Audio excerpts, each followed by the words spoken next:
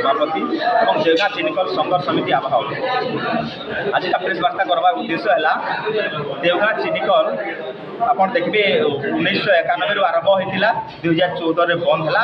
जेन चिनिकल कि हार हारी डायरेक्ट इनडायरेक्ट देखा बेले 20,000 ऊर्ध लोक काम करुले किंतु बर्तमान से वंचित अच्छा ये विगत सरकार दायी और वर्तमान सरकार कारण वर्तमान सरकार विभिन्न प्रतिश्रुति देकर जाइए गोटे वर्ष होगा चिनिया कल के आखि मानने दृष्टि भी नहीं देवा। तेणुक आज देवगाँ चिनिकल संघर्ष समिति प्रेस वार्ता करूँ।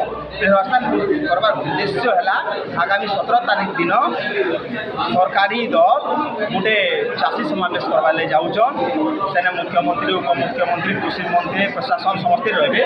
तेणुक देवगाँ चिनिकल संघर्ष समितिर दाबी रहा से चाषी समावेश में देवगाँ चिनिकल पुनरुद्धार लगी डिक्लेयर करूँ और देवगाँ चिनिकल के चला जाऊ एवं जदि नहीं चल देवगाँ चिनिकल संघर्ष समिति आगामी दिन में तीव्र आंदोलन करने बाध्य।